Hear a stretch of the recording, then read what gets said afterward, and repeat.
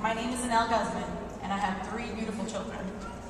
I'm currently a social worker for the Commonwealth of Massachusetts Department of Transitional Assistance. Throughout the past 9 years, I have overcome many obstacles in my life as a young parent.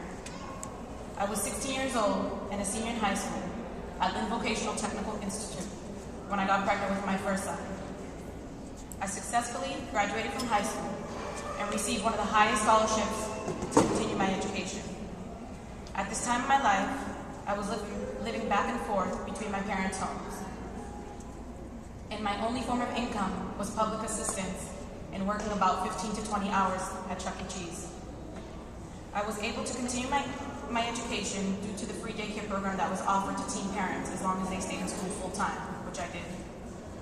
At the age of 19, I found that I was pregnant with my second son. I was a sophomore in college at North Shore Community College and working part-time at Joy Daycare. There were days when I felt school was impossible to finish. During this time of my life, my family was facing many family obstacles that were keeping me from having a stable home environment for my child. Donna Capola at Joy told me about a teen parent transitional housing program run by Catholic Charities in Lynn. I went there and I met with the director at the time, who was Dick Muzzy. Although I was put on a waiting list, I still showed up to his office about 2 to 3 times weekly to see if my status in line had changed. I explained to Dick my situation multiple times until he gave me a chance. I was extremely persistent and advocated for what was best for me and my sons at the time. I moved into the shelter in October of 2002 and gave birth to my second son in March of 2003.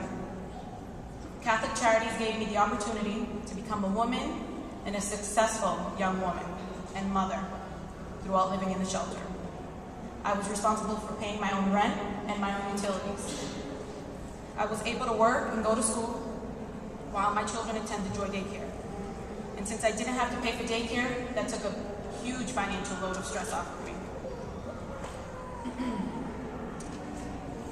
During the 1.5 years that I lived in the shelter, I applied for housing all over the state of Massachusetts. I got public housing in 2004 at Neptune Towers, which was located in the gang-infested neighborhood. We lived in housing until 2007, and then moved out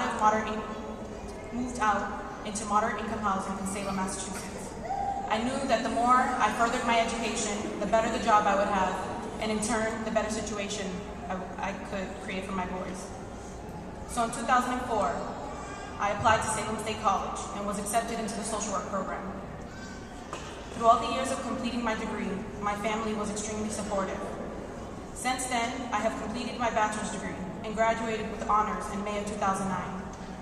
My philosophy of being a young mother was that the more I educated myself, the more I can move my sons out of poverty and into better neighborhoods, which would equal out to be a better school system for my sons.